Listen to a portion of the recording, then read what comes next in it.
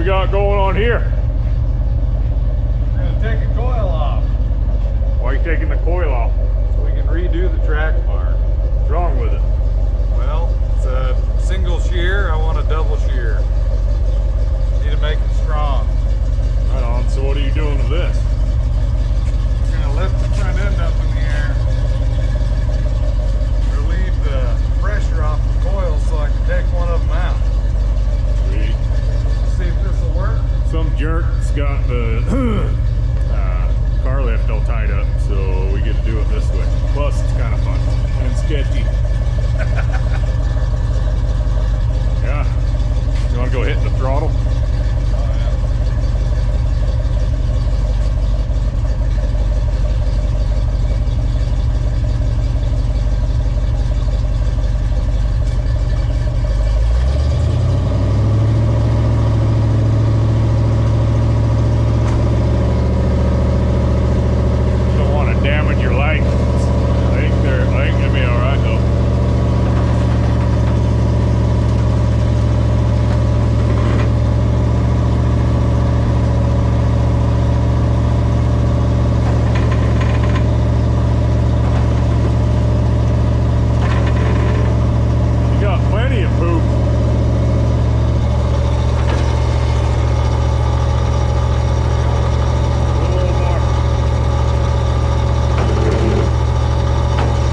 Doing so we got the wrecker, got the Jeep up in the air just a hair because we've already moved the axle just a hair forward, and it'll have 2 points of mounting instead of just this double shear. Then yep, double shear mount. Nice. Get rid of that sketchy this crappy stock bracket with the stock suspension. After time flexing and doing real wheeling, starts to tear off the frame, right? Yeah. You want to show them your 3-link? Show them the 3-link here. So we got rid of the, what was it called that was came well, it was a Rubicon Express twin link. Come along here, your actually your upper link mount came off of the lower link mount, which is fine, it works. However, it turns your whole axle into a torsion bar. It starts to twist it. Yep, both sides have it. And that's really hard on your axle tubes. And so what I've done here is I've taken those off. I've replaced these big brackets here and utilized them for a nice little limiting strap here. Sweet. And then we built a brand new upper link. So your bolt goes. The bolt goes through the frame. It's been sleeved and welded. And then let me see this. I'll get it here. There. Under here, there you go.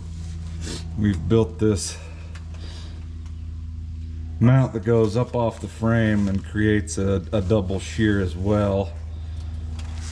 Gives it some beef and strength. That's awesome how all 3 of those shafts, including your drive shaft, come straight out and they all still clearance each other. Yep. So much better setup. It even handles better on the road, which kind of surprised me. But it'll handle twice as good off the road. Going to show too, Brian just picked up this Jeep a few weeks ago and came with some Curry axles. We're pretty excited to try that. The front's what again? The Curry 44. 44, and then the rear's the Rock Jock 60. Ooh, that'll be a sweet setup for this little TJ. Yeah. Pretty hard to beat Curry axles. It's awesome, man.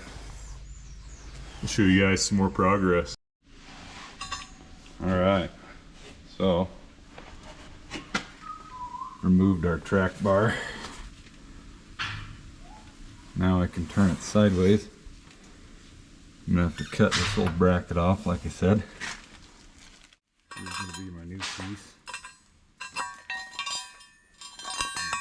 Cut it out, notch it. The new track bar should work really well. I'm excited. What you got there, Bri? This is our old track bar bracket. You can see the crack right here. That's why 4-link with a panhard is no bueno. It's okay if you're mall crawling though, huh? Oh yeah. We don't mall crawl though. We set up for real flex. Got it all cleaned up. Oh, we're getting there. Right on. Sweet, buddy. Check it out. New frame panhard mount. Cut out, welded, hardened washers, plated. Washers on the inside as well. This really helps from the H-shaping of the hole, Brian. Yep. Yeah. Sweet. That's a big pain in the butt. Oh, pretty easy fun peasy. to build, huh? Yeah, we like building this stuff. Hello. Hi. I'm doing the panhard. What's the panhard? The panhard keeps the body straight with the axle. That way your axle isn't wandering underneath the body like this. So you have your 3 links here. Keep your axle straight from twisting. And then your panhard keeps the axle from shifting side to side. Oh, I didn't know that. Yeah, pretty cool. Yeah. And what happened? The coil's coming in close contact. We had this piece like this, and the coil's getting too close over here to this bracket.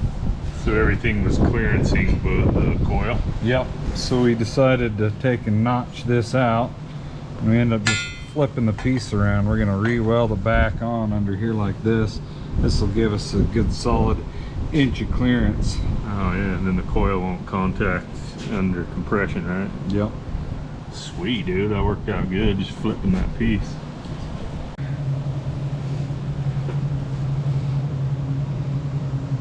Got it ready to weld on. Got clearance for days. Everything lines up perfectly. I think it's gonna work out really well. All right, Bry.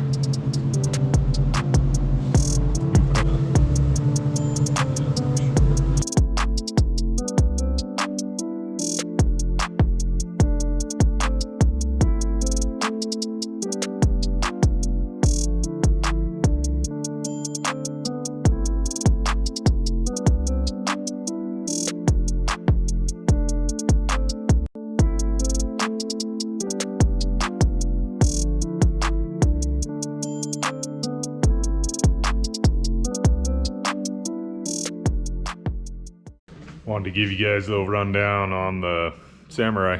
We've been kind of slowly working on it. Picked up a while ago. Needs a lot of work.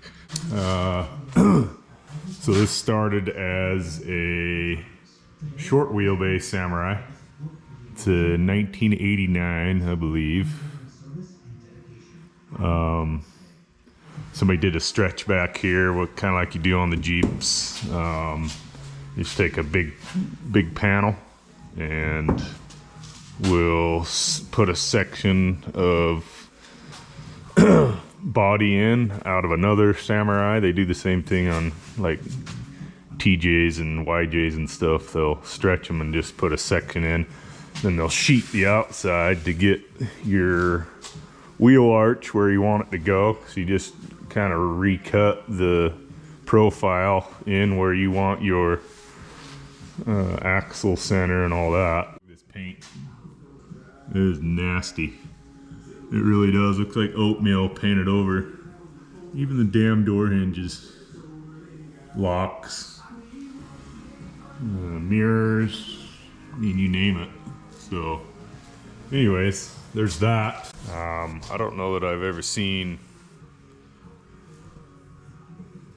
so many renditions on one vehicle. This looks like it's gone through many because of all the different mounting points been cut off with a torch, and then they didn't bother sanding them down. They just left jagged metal. That was so annoying to me just because it's dangerous and it looks like garbage. They painted over it to make it even worse. So got a lot of work ahead of me as far as removing old fab mounts, suspension mounts, stuff like that. I'll show you some of that.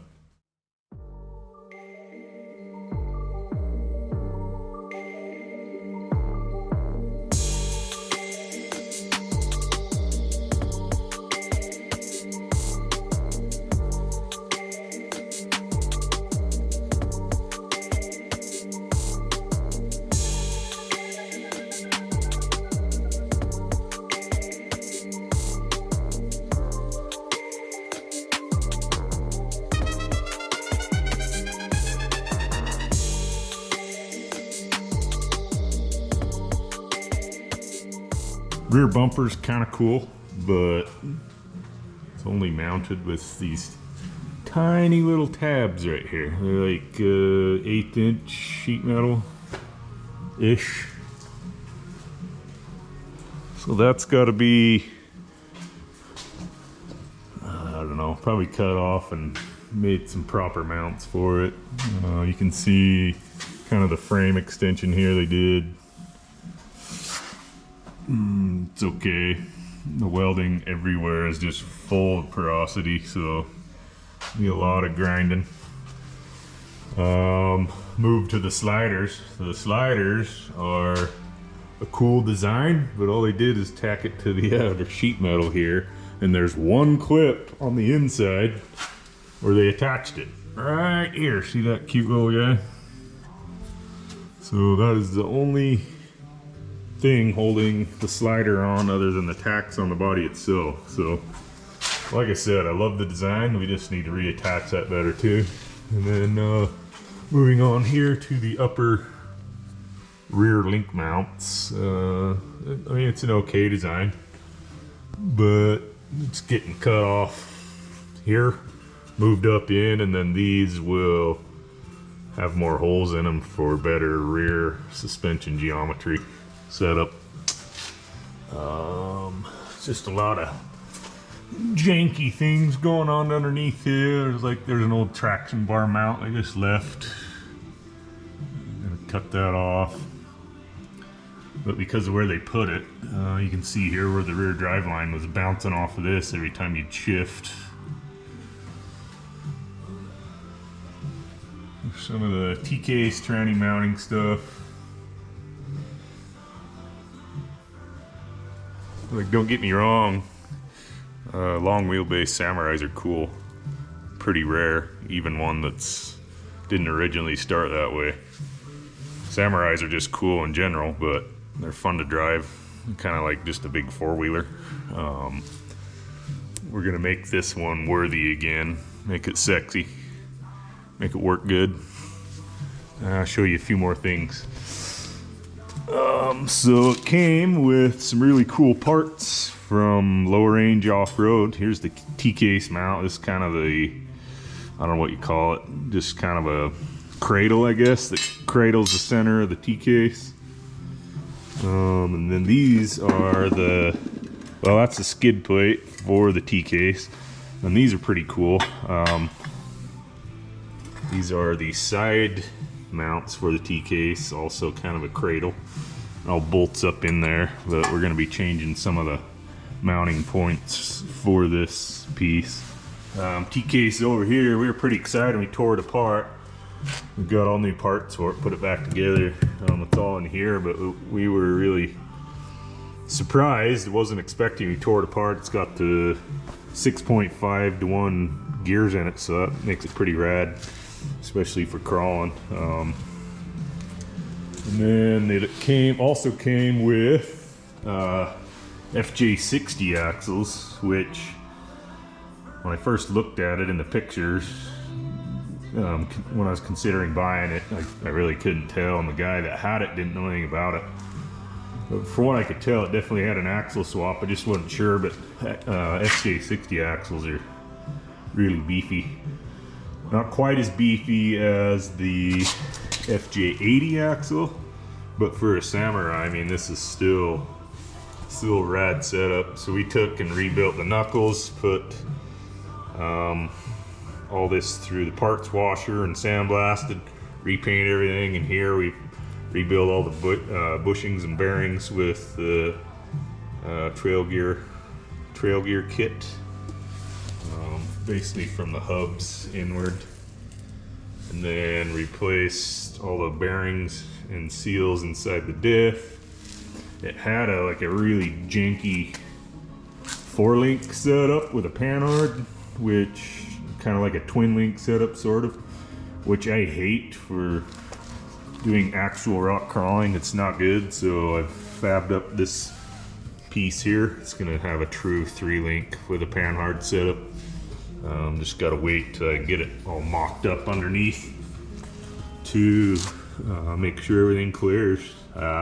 Also came with these pretty cool like lower link mounts on the axles.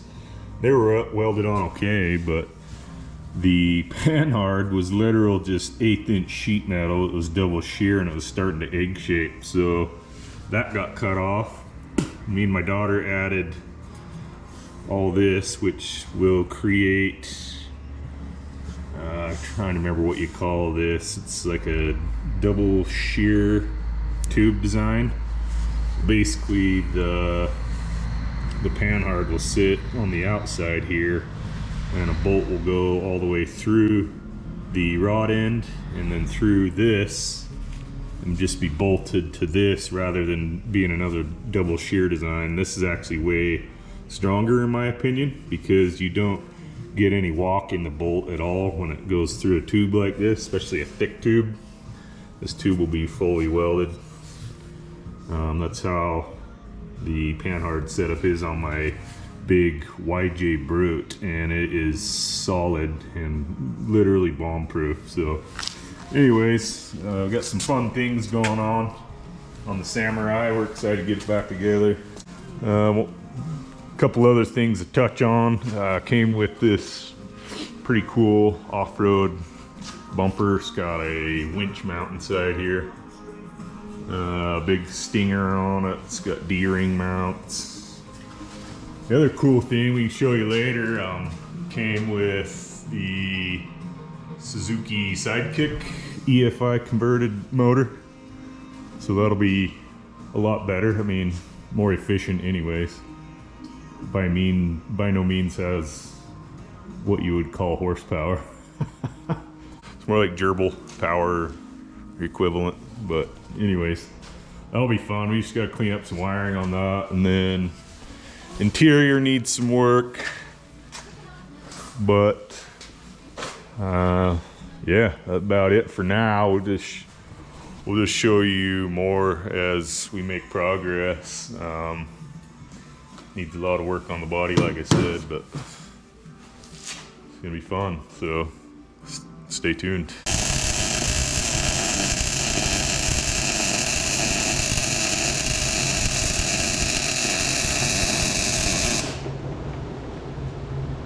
Whoa, what's up? What you welding? So what's the first thing you do when you put a new panhard bar on your Jeep? Well, we're gonna have to take it outside and check all the clearances by stuffing the tires up on each side on the front, just to make sure we're gonna clear the coils and the steering and the panhard, the steering stabilizer, axle, links, all of it. So Sweet. It's a good idea. We've got a flex ramp Jimmy rigged up out here. Hope you like it. Yes.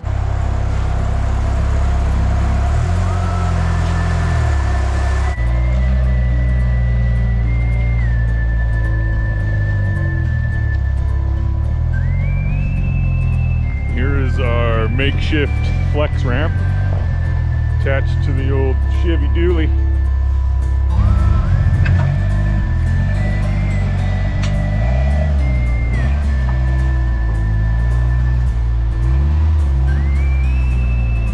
Keep coming. Okay.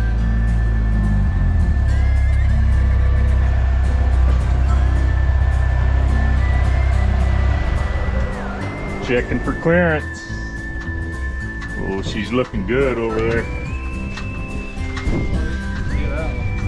Absolutely no interference, dude. It's lightly touching the coil, but it's not Like not even taking the paint off kind of deal, you know? Heck yeah.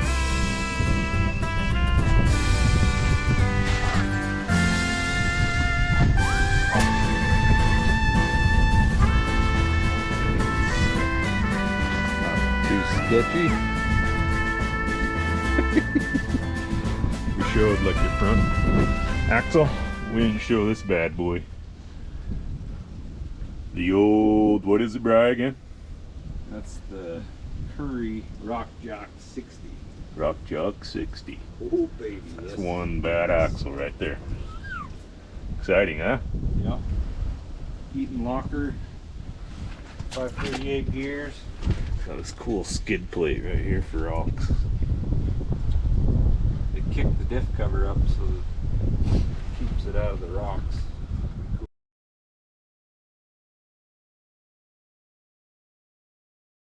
So, what's the first thing you do when you get a new panhard mount and put on your Jeep? Well, we go out and we check clearances by stuffing the tires on each side. Check the See, stuffing. Make sure the coil's clear, make sure all the steering clears, make sure No interference. Right? Right? Yep. Yep. Okay. You can start over with that one. Nope.